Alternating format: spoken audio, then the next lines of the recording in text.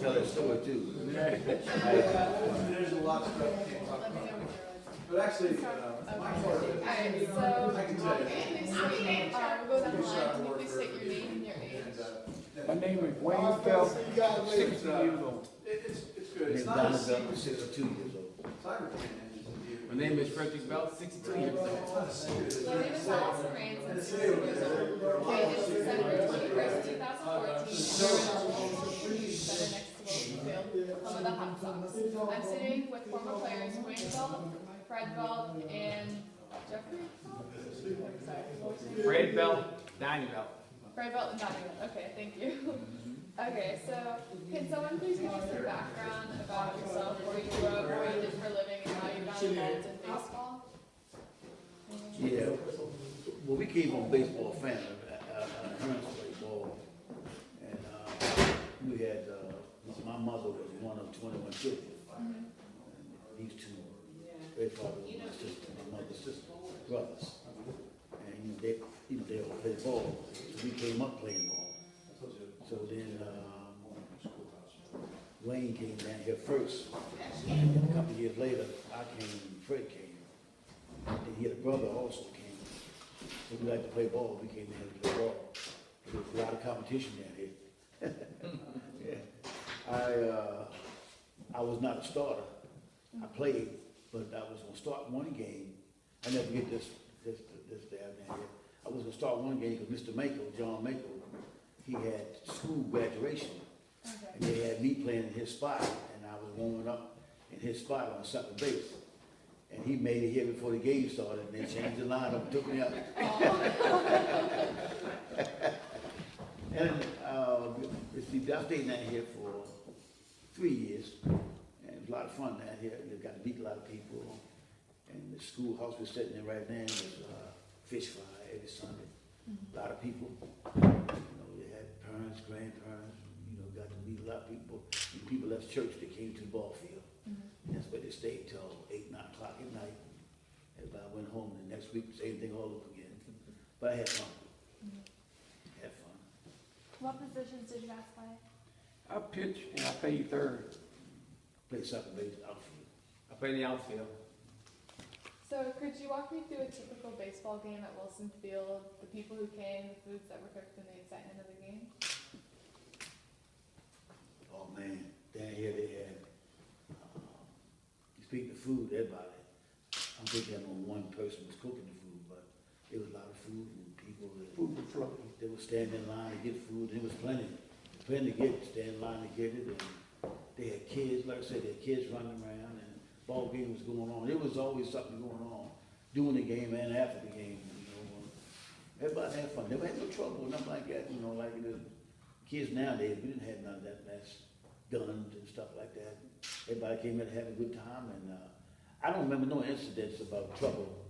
It might have been a little skirmish, but never no trouble or nothing like that. But it was a fun day for everybody. It was a big social gathering. It's something that you look forward to. Like I said, again, I remember back in the 50s, we used to come to the ballparks. Not just this ballpark, but other ballparks as well. They didn't play here. No matter where our parents went, they took the kids. Yeah. So that's how we got a chance to meet a lot of people. But down here particularly, Wayne's dad and my uncles, they're the ones that got us basically started down here too, because family to follow each other. And as far as the baseball thing goes, we've been playing ball ever since we can remember. We lived on a farm in Sherwood Forest, and it was a cow field.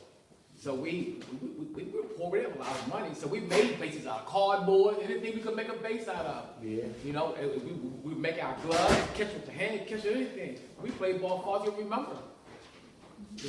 But baseball was it. Baseball was the thing. We call Wayne the superstar. Wayne is we call him the pro in the family. He's still trying to play. Yeah. He's 60 years old and he still play ball. Yes.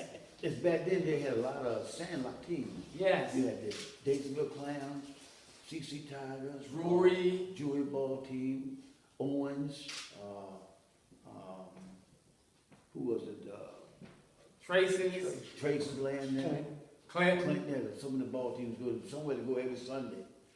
Then they got in the league, they joined the league. And they, town, every summer we went to play somewhere. We went to Virginia to play a team in Warsaw, Virginia.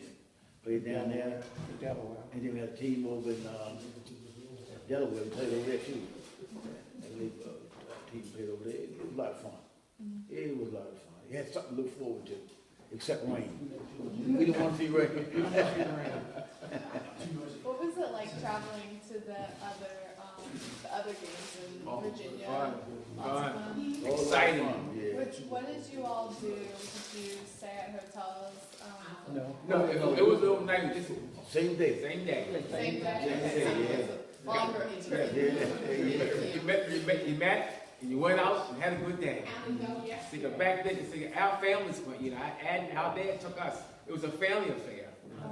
It was a family affair, and it was beautiful. You couldn't wait to get there.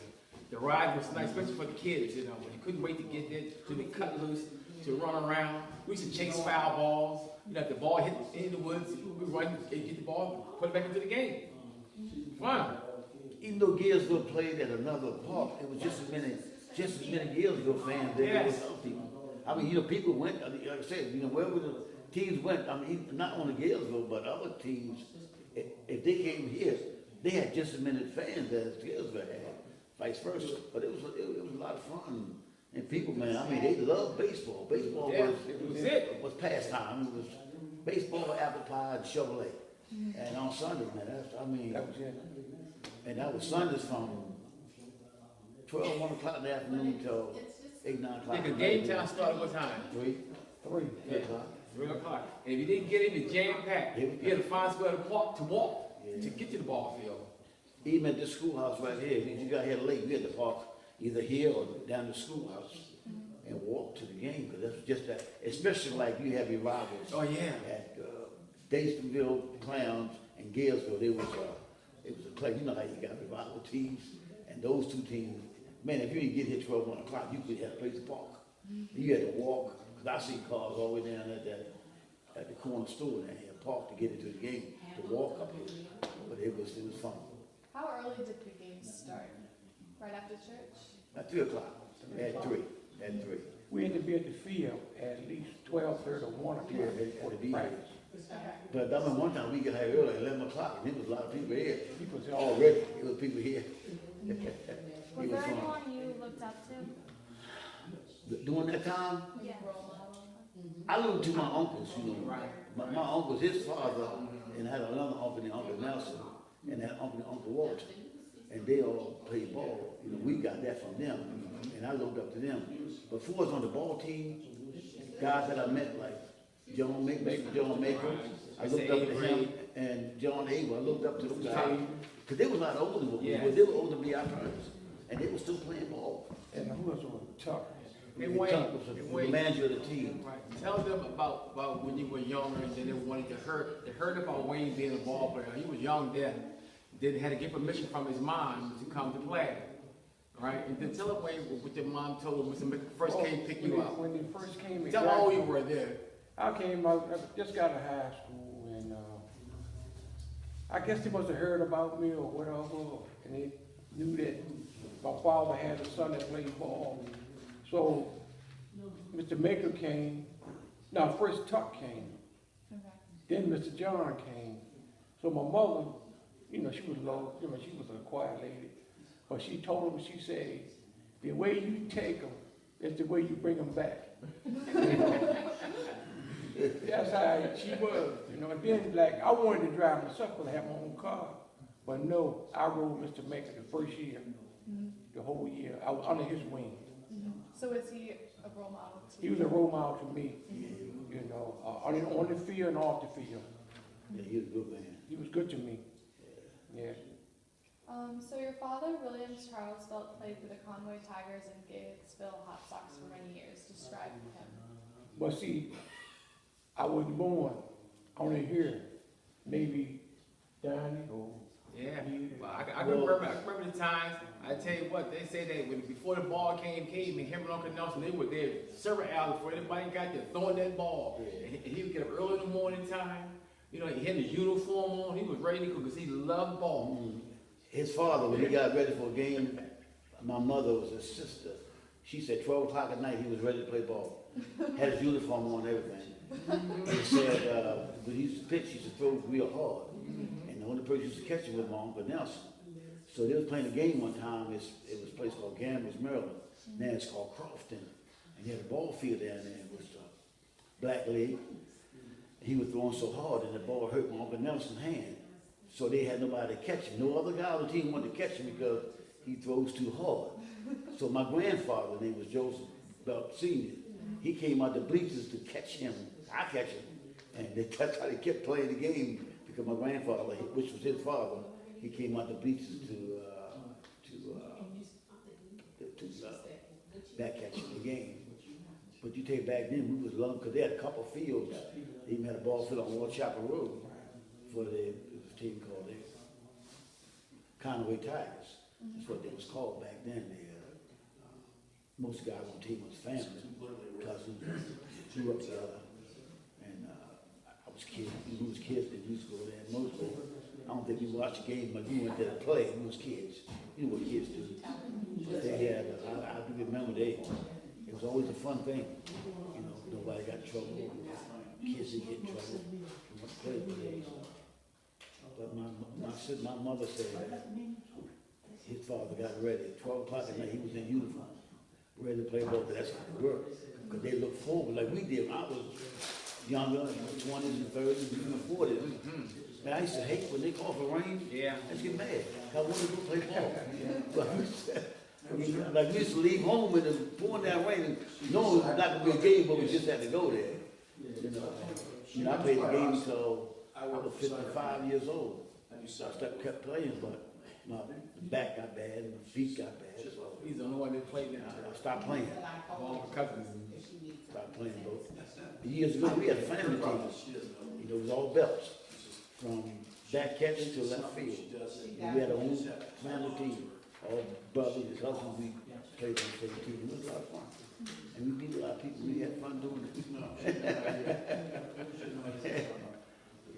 So the county bought the field from the Wilson family and are preserving it, and then they're also reconstructing the pathway. So what does that mean to you that they're saving the memories? I love when I saw the sign today. Wow, beautiful. Historical, basically. That's what it is. It's good to have that. You know, and then for those who don't know, hopefully they can do some research and learn about it. Because of history. You know, I mean, it means a lot. It means a lot to us. It means a lot to the community. I think You it's can't awesome. stop progress. You gotta have progress. Yeah. You gotta have growth. Yeah, beautiful. That's fine. Yeah. So how has the world changed between then and now? And based on that, what advice can you give to students like us? Say it again. How has the world changed between then and now? And what advice can you give us based on that? Well, you know, still baseball. Always gonna be baseball. And you know, they don't have a lot of, there is no more black Negro leagues around. You know, so that's always gonna be something in history. But for us to change, the only thing changed now is that, you know, you don't see that anymore. I don't know whether that's good or bad. It was back then, for us, we came along, it was good. Maybe if they had something like it now, we'd be so much trouble with the young kids. You know, they had something to get into. Instead of playing games or getting in trouble with the alcohol and the drugs and all. If they still had that, maybe we got interested in doing something like we did. So we never got in trouble. We was not afraid of the law. We was afraid of our parents. Because our parents didn't play. So, you know, they had, when we came along, we had fear at home. See, now there's no fear in the household anymore. There's no fear with the law anymore. Because kids just do what they want to do. But see, back then we had that. See, what we have is one word, discipline. And that's what we were raised by. That's what we live by. I do my kids the same way. You know, I believe in discipline. I don't believe in abuse, but you do believe in discipline. You got to have that. And that is gone. Most of this place is gone. You know, they took it from me, but if they had what we went through, have something to look forward to. Now the kids don't want to be look forward to. You know, everybody want to make a fast dollar. You got most kids now that want to play video games. You know, but that's okay. But it's a limit. I look at it like this. I knew back then you know, when our parents, well, the reason for the baseball leagues back then, is it was during segregation time where the blacks could not play with the whites. So they formed their own leagues and they get to play, but it was beneficial for us because it made us family oriented. Okay, it made us family oriented. Now, as history has moved on, you know, and there is no, there should not be a color barrier in baseball, because now you have all different types of races playing baseball. You got Hispanics, you got Asians, you got everybody playing ball, and they're good at it. And I think it's good for everybody to see. Because what God wanted to be, for all of us to be equal. To play a sport that everybody feel like and have fun. But if it wasn't for this here, it would not be us. It was a short story on that, why it wouldn't be us. Yes, right, it would be us. Our grandfather met our grandmother at a Negro ball game. And he was talking to her and trying to buy her stuff. And my grandfather asked her to marry him. She said no. So he was playing ball. So then when he came back, and he asked her to marry her again. She said, "I'll marry you if you hit a home run." And he told me he hit a home run so far. He ran around the bases. He said that because that's how he got married. They met at a black ball game, you know, at a park. They met at a place called Waterbury, Maryland. That's in middle Anne Arundel County. And, yeah, in Crownsville. And that's how they met at a game. And that's when he hit the home run. And that's when he married her. And that's when we came in. Yeah. So is there anything else that you would like to add before we end the interview? Anything you'd like to discuss? No, I just had fun. It was an experience. I got to meet a lot of guys then I didn't know them. Some of the guys I knew on the team, we had met in high school by playing ball. And then we, didn't see him anymore. Then we came there to play ball. We got to meet them again and meet some new guys. And we're still friends right today. I was glad to be there. It was a lot of fun. It was an honor for me that they came and got me to play, And it was an honor for me to come and play with some of the legends, like Mr. Maker, and some of the people that I met, like George Sprague, different players from different teams. That still sticks in my mind every time I walk up, drive past that field. I always got to stop and glance over there, And that's why I say it's an honor for me even to be here today to talk about it. I'm just glad that what's going on today, you're preserving this history, you're actually Q&A, as they say, right? And I'm glad to see this, and I can't wait to see where it go from here. And I will talk about it once I leave here. I talk about it everywhere I go, you know what I'm saying? And hopefully we get more people to come to talk to you more about it. Like I said, once again, we're gonna do some research and try to find some pictures, and you gotta check this man's stats out here, take some pictures and things that he had, because it all comes from the love of baseball. And like Donnie said, I love it there. I live down here. Okay? I never thought I would live down here. When I was a little kid, we was brought down here to play with the ball and stuff. I live down here, and I get a chance to see the faces, and nothing like it. It's priceless. He moved down here because all the girls was down here. Well, we had fun with the girls too then. Because always a lot of ladies come to the game. Like I said, it was a pastime. Yeah. It was something to do, honey. Church was first, trust me. Church was first. Okay? And after church, we knew we was going on Sundays to the ballpark. It was amazing what you seen when you first got my first year playing here, seeing all these people. Mr. Maker brought me in, and I seen all. There was a crowd. I mean, I asked myself, is this like this all the time? He said, you would see it. And I've seen it. It's a lot of people. Before we even got on the field to warm up, people was coming in. People was lining up on the road, stopping to pay to get in to watch us play. And not only that, a lot of people watch the games. They were into the game because the game is exciting. You talk about some games come down to the last, when this is not over until it's over. Whoa, when you're on the sideline, you cheering, you get excited. You see a good play, you see a good pitching. Whoa, awesome. And not like I said once again, it's priceless. It was sweet, so good. I mean, have you something real good and chills go through your body? Ooh, yes. That's how it was. Then when you leave, you get home and Talk talk about about ball. You know, it was just something they would look forward to, honestly. every. And like I said, did you see that field up there and see that sign up there? Yeah. Wow. My favorite word is priceless. Okay? Everybody talked about it. Everybody said, where you going at? We going down to Galesville. Where Galesville playing at? Of Edgewater, Clinton, they followed us. We had a cousin that played with Ron Alva. Davisville Clowns. Davisville Clowns. It was a championship between them. It was a rivalry between Wayne and him. And honey, we would load up the truck. Everybody would come to the game for real, and just to see the game. Last time we played, they beat us. They beat us right Oh, here. it was awesome. No, they beat us over there. They beat us here. No, they beat us for a championship of, they beat us up, Davisville championship. But they beat us here when Ronnie hit that ball over there. Oh, yeah, oh, yeah. They beat us right here, and he hit that ball over the road. Yeah. That was coming that cousin. That was that cousin. But we got another brother. Bruce. We can get him here. Yeah, oh yeah, Bruce. You'll find a little bit more. Yeah, Bruce is more of a, he can give you dates and everything. He's good at that. Like You think he is anyway? Yeah, but like if you watch Jeopardy, Bruce is that type of guy. Him and Donnie, they go at all the time on the dates and stuff.